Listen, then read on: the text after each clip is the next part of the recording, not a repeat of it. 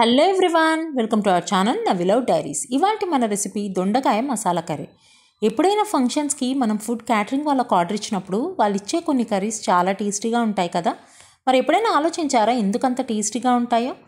వాళ్ళు కొన్ని spices use చేసి మసాలాలాగా ప్రిపేర్ చేసి కర్రీస్లో వేస్తారు, అందుకే అంత టేస్టీగా ఉంటాయి.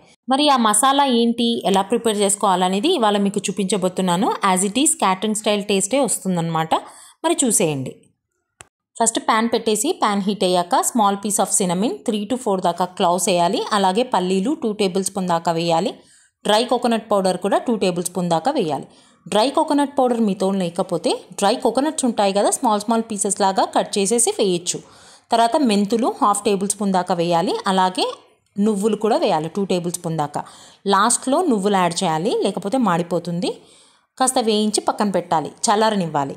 అదే ప్యాన్లో 2 tablespoons దాకా ఆయిల్ వేసి ఇక్కడ 1/2 kg దాకా దొండకాయ తీసుకున్నాను. బాగా వాష్ చేసి కార్నర్స్కి కట్ చేసి మనం గుత్తి వంకాయకి ఎలా కట్ చేస్తాము 4 పార్టీషన్స్ లాగా, అలాగే దొండకాయని కూడా కట్ చేసుకోవాలి. ఆయిల్లో బాగా మగ్గేంత వరకు లిడ్ పెట్టేసుకొని కుక్ చేసుకోవాలి. 5 to 8 minutes దాకా కుక్ చేసుకుంటే సరిపోతుంది. ఈలోపు మనం ఫ్రై చేసి పక్కన పెట్టుకున్న స్పైసెస్ అనేది గ్రైండ్ చేసుకోవాలి. ఫస్ట్ పౌడర్ లాగా గ్రైండ్ చేసుకొని కాస్త వాటర్ పోసి మళ్ళీ ఫైన్ పేస్ట్ లాగా గ్రైండ్ చేయండి.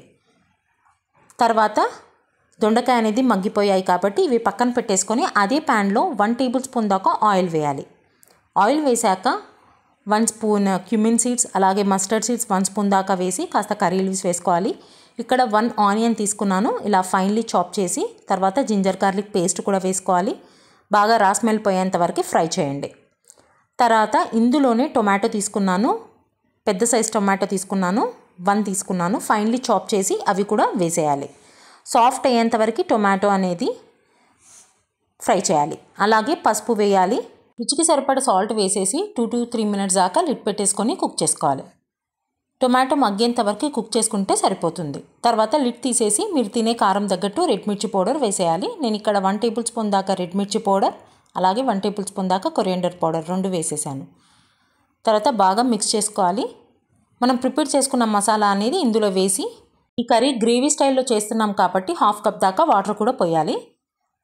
ఈ మసాలా అనేది బాగా ఉడికేంత వరకు కుక్ చేయాలి, అలా అయితేనే కర్రీ టేస్టీగా ఉంటుంది. మనం ఫ్రై చేసి పక్కన పెట్టుకున్న దొండకాయ కూడా ఇందులో వేసేసి 1/2 spoon దాకా గరం మసాలా వేయాలి. గరం మసాలా ఎప్పుడైనా కర్రీస్లో లాస్ట్లో వేస్తేనే బాగుంటుంది.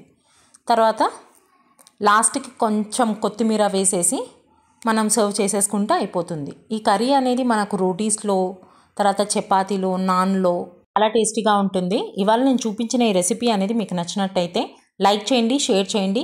ఎవరైనా నా ఛానల్ని విజిట్ చేసిన వాళ్ళైతే సబ్స్క్రైబ్ చేసుకోవడం మర్చిపోకండి. మీకు ఈ రెసిపీ నచ్చినట్టయితే కమెంట్ సెక్షన్లో కమెంట్ చేయండి. అప్పుడైతే మరిన్ని వీడియోస్తో మీ ముందుకు రావడానికి నాకు ఎంకరేజ్మెంట్గా ఉంటుంది. మళ్ళీ నెక్స్ట్ వీడియోతో మీ ముందుకు వస్తాను. Bye everyone and take care.